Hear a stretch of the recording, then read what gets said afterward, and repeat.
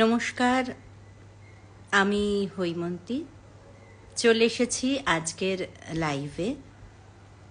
আজকের দিনে তো লাইভ করতেই হতো, বন্ধুদের কাছে আসতেই হতো, কারণ আজকের দিনটি তো একটি বিশেষ দিন। সারাদিন নানান কাজের মধ্যে দিয়ে কেটে গেল আজকের দিনটি। সকালবেলায় আজকে সকালে ডিউটি ছিল আকাশবাণীতে। আমি সকাল 8টার সময় বেরিয়েছিলাম, সকাল 9টায় স্টুডিওতে ঢুকলাম। আজকে আমাদের আকাশবাণী একটু অন্যরকম ছিল। এত সুন্দর করে আমাদের প্রাণের কবি, প্রাণের সাহিত্যিক রবি ঠাকুরকে সাজানো হয়েছিল তার মূর্তিতে। এই যে অপূর্ব সুন্দর করে সাজানো হয়েছিল, পরিবেশটাই অন্যরকম ছিল। আর স্টুডিওয় বসে বসে আজ সারাদিন তাঁকে নিয়েই প্রায় অনুষ্ঠান করেছি এবং তার গান বারবার শুনিয়েছি। আমার বন্ধুরাও যারা স্টুডিওয়ে ছিল তারাও সেই তাঁকে নিয়েই অনুষ্ঠান করেছে। প্রধানত বেশিরভাগ অনুষ্ঠানই তাঁকে নিয়েছিল। ওই যে তিনি বলেছেন না, আজি হতে শতবর্ষ পরে কে তুমি পড়িছ বসে আমার কবিতাখানি কৌতূহল ভরে। না, 100 বর্ষ তো কবেই পেরিয়ে গেছে। এটি তার 163তম জন্মদিবস। তার কথা বলতে গেলে এই কথা বারবার মনে হয়, বিশ্বে এমন কোনো কবি সাহিত্যিক, এমন কোনো শিল্পী কি রয়েছেন যার জন্মদিন 15 দিন ব্যাপী বা গোটা মাস জুড়ে পালন করা হয়? বন্ধুরা জানলে জানাবেন, আমার তো জানা নেই। আমি একটি মানুষকেই জানি, তিনি হচ্ছেন রবীন্দ্রনাথ ঠাকুর, যার জন্মদিনটি 25শে বৈশাখ হলেও মোটামুটি 15 দিন তো বটেই, কখনো কখনো 15 দিনের বেশি দিন ধরে তাঁর জন্মদিবস পালন করি আমরা। এই প্রসঙ্গে একটা কথা বলবো যে এই রবীন্দ্র জয়ন্তী, এই যে এটি বোধহয় একটি উৎসবে পরিণত হয়েছে। আমরা ছোটবেলায়, আমার তো স্মৃতিতে রয়েছে, আমার ছোটবেলায় আমার মনে আছে পাড়ায় পাড়ায় রবীন্দ্র জয়ন্তী পালন হতো। এখনো হয়, এখন হয়তো একটু অন্যরকম হয়েছে, অত বেশি হচ্ছে না, হয়তো প্রতি পাড়াতেই হয়তো হচ্ছে না বা হচ্ছে। তো যাই হোক না কেন, এই রবীন্দ্রনাথ ঠাকুর বলেছিলেন না পরিচয় কবিতাটিতে, তিনি তার নিজের পরিচয় দিয়েছিলেন, আমি তোমাদেরই লোক। মানে তার পরিচয় হচ্ছে তিনি আমাদের সকলের। যার জন্যেই বোধহয় রবীন্দ্র জয়ন্তী পালন করতে গেলে কোনো বিশেষ, মানে খুব নামজাদা, খুব নামকরা শিল্পী হওয়ার প্রয়োজন নেই। মানে প্রত্যেকে, সেই ঘরের গৃহবধূটিও যিনি হয়তো জীবনে কখনো মঞ্চে ওঠেননি, আজকের দিনে তিনি হয়তো রান্না করতে করতে গুনগুন করেন রবি ঠাকুরের গান। কিংবা সেই ছোট্ট বাচ্চাটি যে হয়তো সহজ পাঠে রবীন্দ্রনাথকে প্রথম পেয়েছিল, সে পাড়ার কোনো ছোট্ট মঞ্চে উঠে তার আধো আধো কণ্ঠে রবীন্দ্রনাথের কোনো কবিতা শোনায়, বা একটা একতারা হাতে নিয়ে ছোট্ট ছোট্ট বাচ্চারা বাদল বাউল নৃত্য পরিবেশন করে বা আয় তবে সহচরী করে। সমবেত সঙ্গীতে কিছু কিছু বেসুরোয়, কিছু কিছু তালে বেতালা মানুষ বসে বসে গান। কারণ এই আজকের দিনে অনুষ্ঠান করতে গেলে, আজকের দিনে গান গাইতে গেলে, কবিতা শোনাতে গেলে বা আবৃত্তি করতে গেলে বা অন্য কিছু মানে করতে গেলে মনে হয় আমরা প্রত্যেকে একটা কথা আমাদের মনে হয় যে তিনি রয়েছেন কোথাও না কোথাও, তিনি হয়তো বসে আছেন, তিনি শুনছেন, তিনি দেখছেন। আমরা কিভাবে গঙ্গা জলে গঙ্গা পুজোটি সারছি। এবং দর্শক আসনে আর যারাই থাকুন, অন্য সময় মঞ্চে উঠতে গেলে যে একটা ধুকপুকুনি হয় বা ভয় লাগে, না বাপু আমি তো সেই মানের শিল্পী নই, আমি অনুষ্ঠান করতে পারবো না। কিন্তু রবীন্দ্র জয়ন্তীতে আমি দেখেছি প্রচুর মানুষ তারা অংশ নেন, কারণ আমার মনে হয় তারা যখন কিছু পরিবেশন করেন ওই মানুষটির কথা ভেবে তারা অনুভব করেন তিনি রয়েছেন, তিনি শুনছেন। আজ আমরা যা কিছু শোনাই, নিবেদন করি, সব তাঁর জন্য। এখানে দর্শক আসনে বসে কে হাততালি দিল না দিল, কার ভালো লাগলো না লাগলো, আমাদের খুব একটা যায় আসে না, কারণ ওই আমাদের যিনি প্রাণের ঠাকুর, সকলে তো এই মাপের শিল্পী হতে পারেন না, এই মাপের সাহিত্যিক হতে পারেন না, এই মাপের দার্শনিক হতে পারেন না, এই মাপের মানে একটা তার যে যে ভাবনা চিন্তা, তিনি যে স্তরের মানুষ ছিলেন, কিন্তু তারপরেও তার এতটুকু অহং ছিল না, তার অহংকার ছিল না। আমরা অল্প কটা বই পড়ে, কয়েকটি ইউনিভার্সিটির ডিগ্রি নিয়ে, কিছু অল্প হয়তো গান বাজনা করে আমরা নিজেদের মনে করি যে ভীষণ আমরা একজন বড় মাপের কেউ হয়ে গেছি, আমাদের মধ্যে দম্ভ চলে আসে, অহংকার চলে আসে। কিন্তু সেই মানুষটার কথা ভাবুন, যিনি কখনো সেইভাবে কোনো ইউনিভার্সিটির ডিগ্রি নেননি, কোনো কলেজ, কোনো স্কুল তার যেতে হয়নি, তার ঘরে প্রচুর সার্টিফিকেট জমা পড়েনি, অথচ মানুষটি 40,000-এরও বেশি বই পড়েছেন, যার লেখা সাগরের মতো। মানে আমরা ডুব দিয়ে একটু আধটু মুক্ত তুলে আনি আর নিজেদের ধন্য মনে করি, ওই সমুদ্রের পাড়ে বসে ঢেউ গুনি, সেই অতলে প্রবেশ করার আমাদের সাধ্যই নেই, ক্ষমতাই নেই।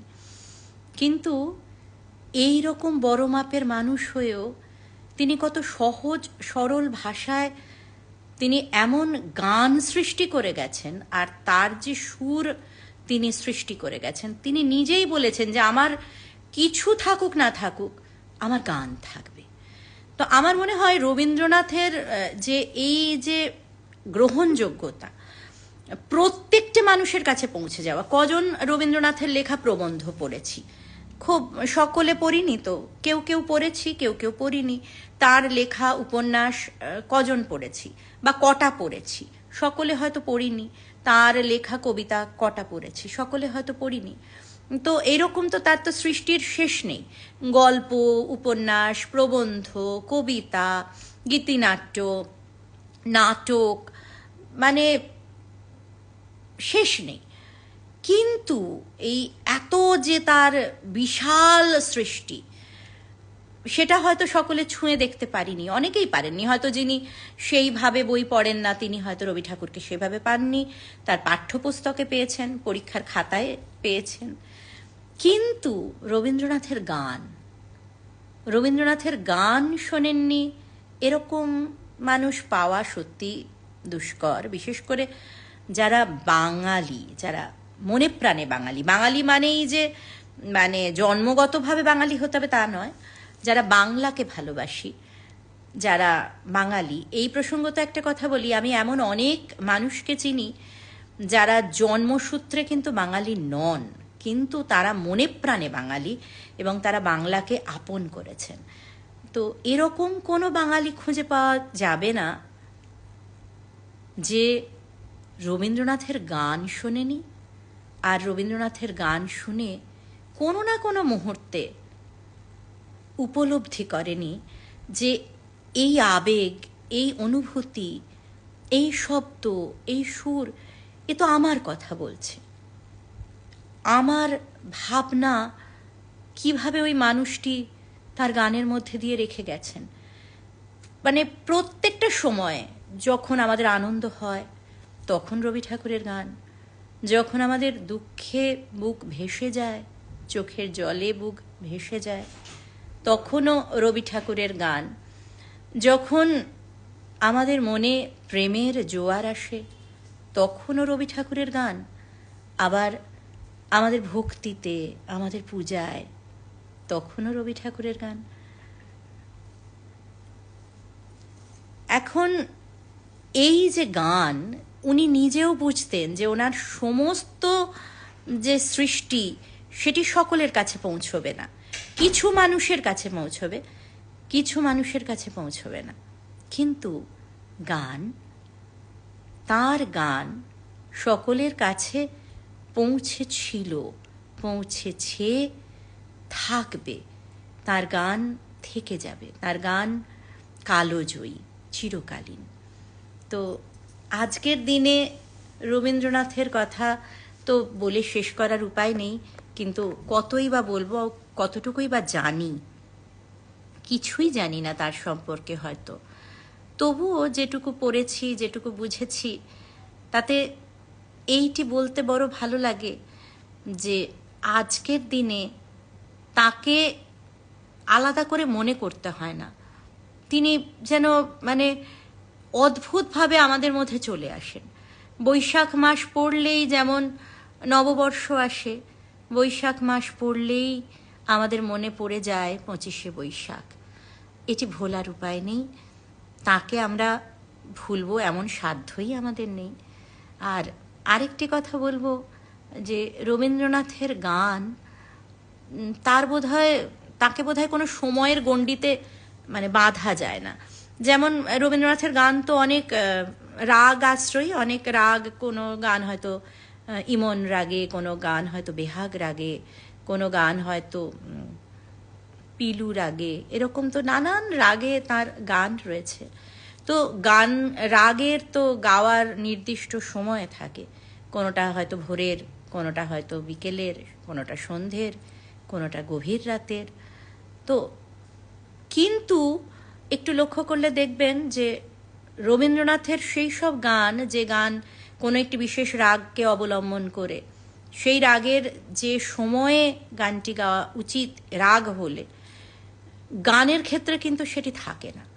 কারণ তিনি এমনভাবে গান সৃষ্টি করেছেন, তার গান যে কোনো সময়ে, যে কোনো মুহূর্তে গাওয়া যায়। তিনি রবীন্দ্রনাথ। খুব ছোটবেলায় আমার মনে পড়ছে, তখন আমার সেরকম কোনো বোধই ছিল না, আমি রবীন্দ্রনাথকে আমি জানতামই না। রেডিওতে একটা গান বাজছিল, ঘরেতে ভ্রমর এলো গুনগুনিয়ে। প্রসঙ্গত বলি, আমি হৈমন্তী, কিন্তু আমার ডাক নাম, বাড়িতে আদর করে যে নামে ডাকা হয়, আমার ডাক নাম হচ্ছে ভ্রমর। হৈমন্তী এবং ভ্রমর এই দুটো নামই আমার ঠাকুমা আমাকে দিয়েছেন। আমার জন্মের পর আমার নামকরণ করেছিলেন আমার ঠাকুমা। তো রেডিওতে গান হচ্ছিল, ঘরেতে ভ্রমর এলো গুনগুনিয়ে। আমি তখন ছোট্ট, আমি মায়ের কাছে ছুটে গেছি যে মা দেখো, আমাকে নিয়ে গান গাইছে কেউ একজন। আমার এই বোধটাই নেই তখন যে সেই ভ্রমর আর আমি ভ্রমর দুজনে এক নই। কিন্তু ওই যে বললাম, ওইটুকু বয়সেই আমার মনে হয়েছিল যে তিনি আমার জন্য গান গাইছেন। এবং আমার মা তো খুব হাসলেন, এবং তারপরে আমাদের ঘরে রবীন্দ্র ঠাকুরের একটি ছবি ছিল, তো উনি দেখিয়ে বললেন, একে চেনো? ইনি এই গানটি লিখেছেন, এই গানের সুর দিয়েছেন, ইনি হচ্ছেন রবীন্দ্রনাথ ঠাকুর। এবার আমি খুব ছোট পুচকে, ঠাকুরটি যে তার সারনেম, তার টাইটেল, সেটি আমার বোধগম্য হয়নি। আমি ঠাকুর বানিয়ে বুঝেছি ঠাকুর ঘরে প্রচুর মূর্তি থাকে, তো তার মধ্যেই একটি, এমনিতেই বড় বড় দাড়ি, একটা জোব্বা পরা, একটা মানে ঋষি সুলভ একটা তো তার প্রতিচ্ছবি। তো আমি ভেবেছি ইনি ঠাকুর। এবার আমি মাকে বলছি, ইনি কীরকম ঠাকুর? ঠাকুর ঘরে তো দেখি না তাকে। তখন বুঝিনি।